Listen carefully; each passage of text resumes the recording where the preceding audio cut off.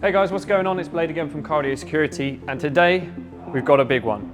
We're finally doing an audio upgrade in the RS4. When I say big one, this really is going to be a big one. We're going to be doing the flagship Alpine Status audio install. We're going to be gutting out all of the original equipment and replacing it with this, an £8,000 audio install.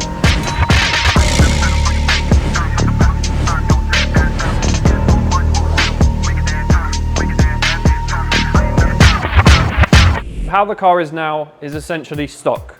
We have the Bang & Olufsen sound system as factory supplied. We did originally fit a Rockford custom fit 8-inch subwoofer in the boot with an amplifier just to give it a little bit more depth, but we've not changed any of the speakers. That's about to change. So in the front, there's quite a lot going on in this car, but in the front you've got a three-way component setup. So you've got a 6.5-inch, a mid here and a tweeter on the pillar. You've also got locations on the dash, at the top of the pillar, center stage, and then in the rear, you've got a standard two-way component system. So we still need to work out the logistics of where things are going to go, but I'm pretty certain we're going to be going with a three-way up front and a two-way in the back, and then amplifiers and subs and whatnot in the boot. So a lot of people would think that the factory Bang & Olufsen system would be good enough, and to be honest, it is pretty good. But when you compare it to a system that we're going to be putting in, it's chalk and cheese. Two completely different things. If you're an audiophile or someone that enjoys a very, very high quality of sound, the Bang & Olufsen is okay. The Alpine Status is top tier. So we have a very large Alpine Status stand in the shop. So let's head over there and I'll show you exactly what we're going to be putting in and where it's going to go, and essentially what it does.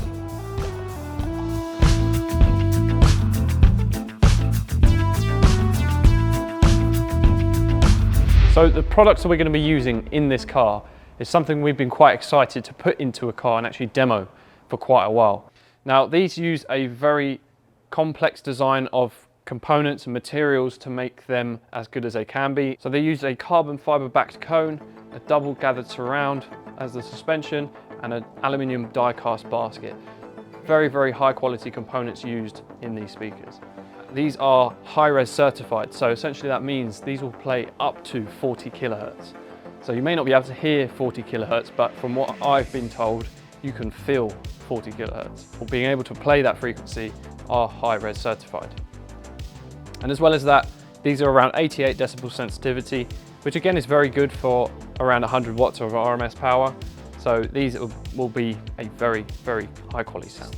Amplifier in here gives 50 watts RMS by 8 channels and 80 watts RMS by 4 channels. What we'll do there, for the woofers, we'll run 80 watts RMS, and then for the mids and the tweeters, we'll run 50 watts RMS.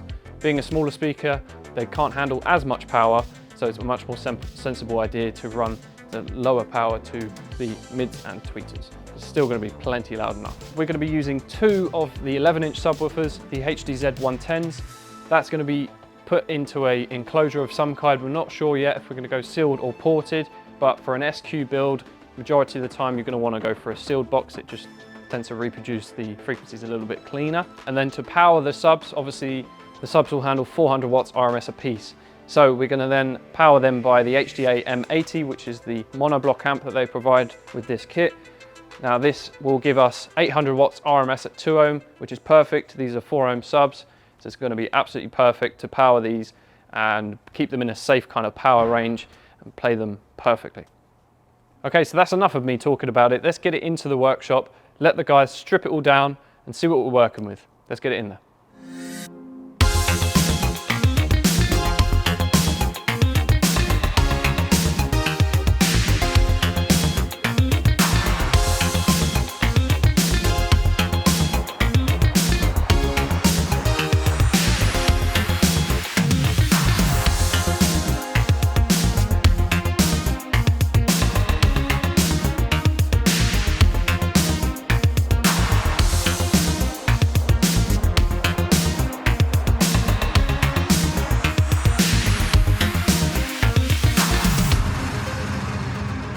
Right, so it's been a couple of hours and the guys have stripped basically everything out of the car. So on the counter here, we have essentially what we've taken out. So first of all, up front, we've got this quite weird configuration, but relatively common for Audis now.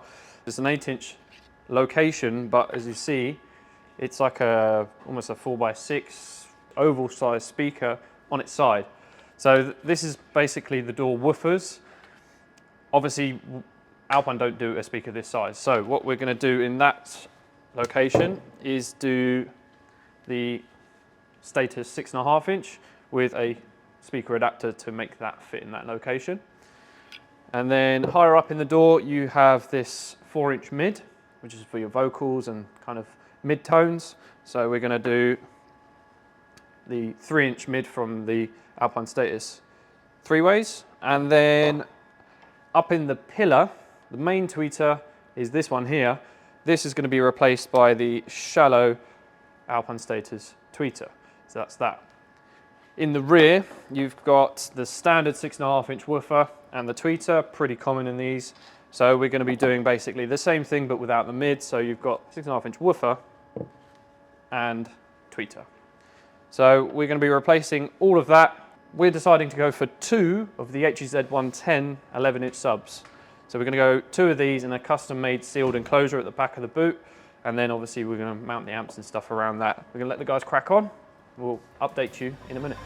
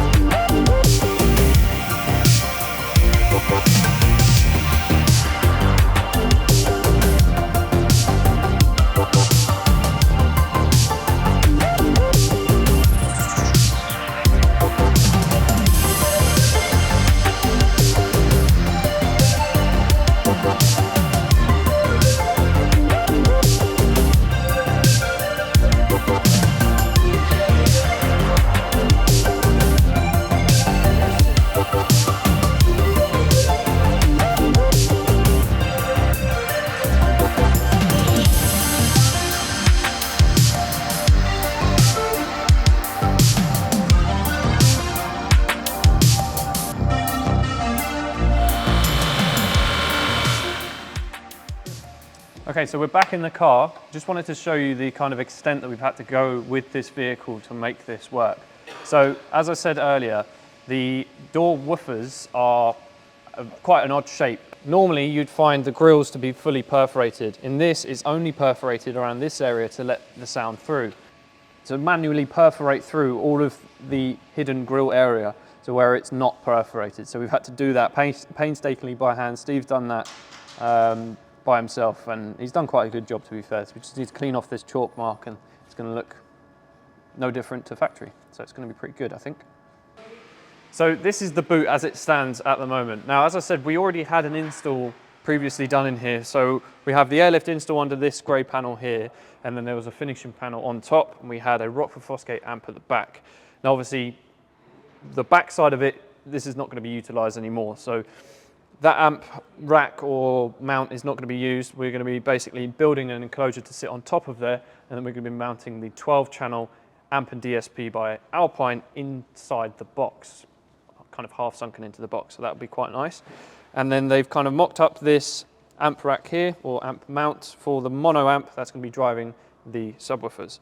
So I think once it's all done, this is going to look pretty nice. We're obviously keeping the original air install because we've got all nice carbon dip tanks and stuff like that. So yeah, keep an eye on this.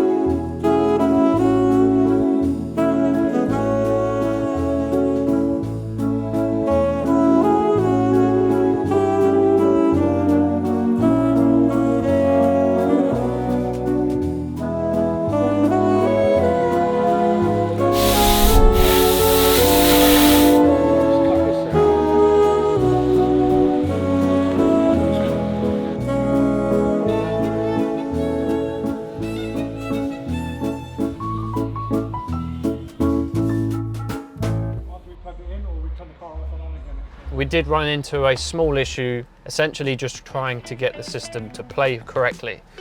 We found that sometimes the front speakers would work, sometimes they wouldn't. Sometimes the rears would work, sometimes the sub would work, sometimes it wouldn't. What we've basically done to correct that is essentially take the signal coming directly from the unit and not from the amplifier. So we've taken a pre-amplified signal using essentially a fiber optic interface.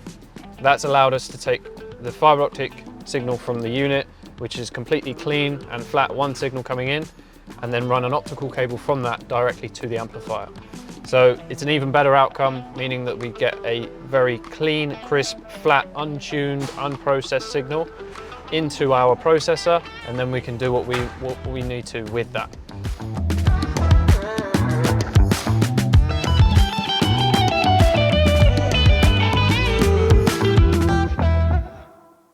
So the car is finally done. We have completed the Alpine Status install in the RS4. And what can I say? It looks great, but it sounds even better. Now, it's taken a little while. We've had to use some specialist parts to make it work on this particular car, but the end result is definitely worth it. So I think let's have a look at it, and obviously we'll have a listen to it. I think the best place to start is going to be in the boot.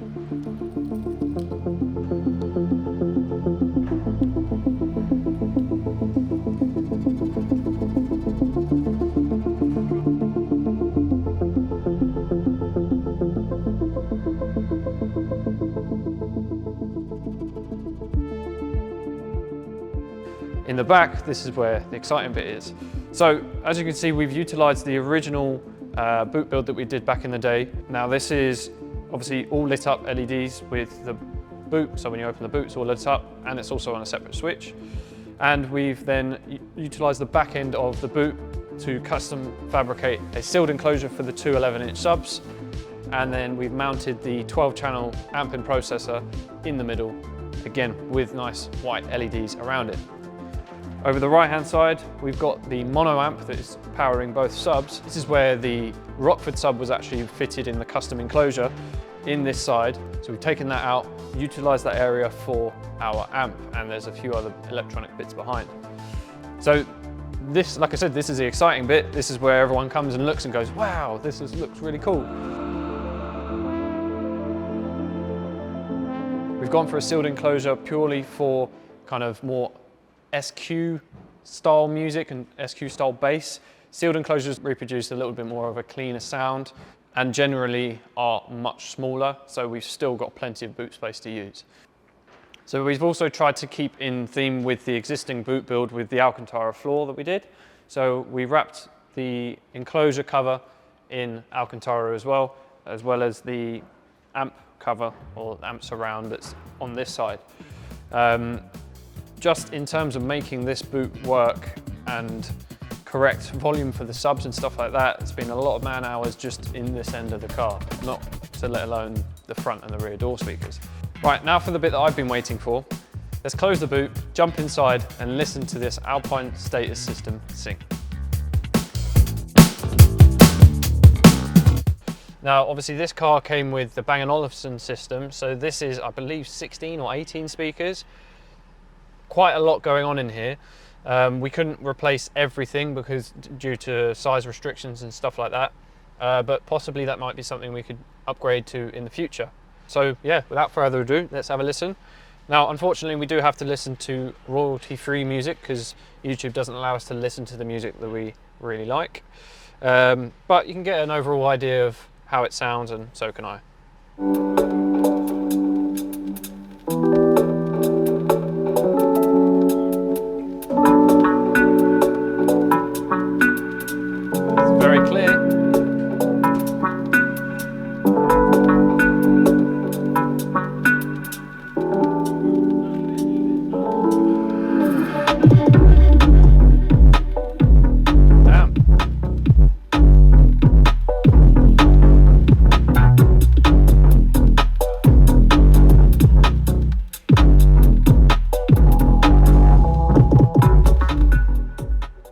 I can't lie, even though that is royalty-free music, that sounds wicked.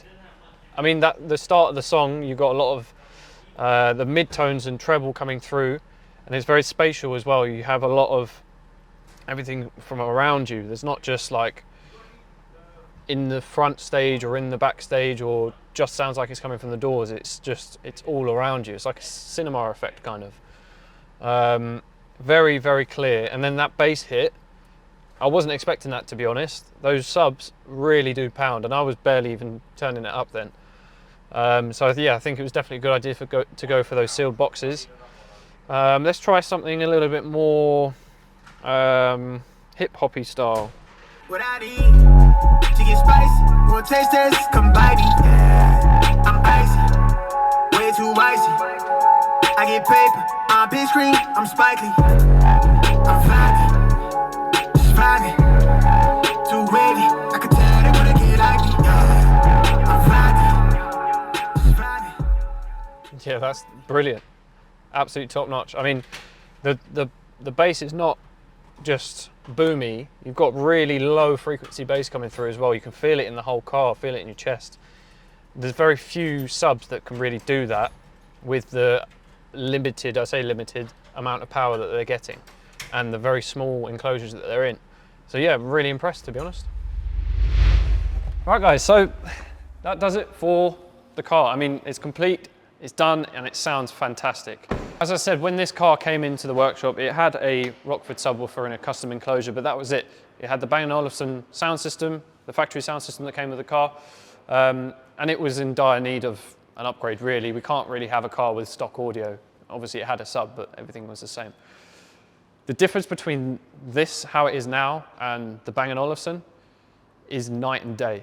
And a lot of people will praise Bang & Olufsen for what they've done with these cars, especially this era of Audi. It's not even comparable. It's a completely different sounding system, so much more volume, tons more bass, and just general clarity, treble, everything.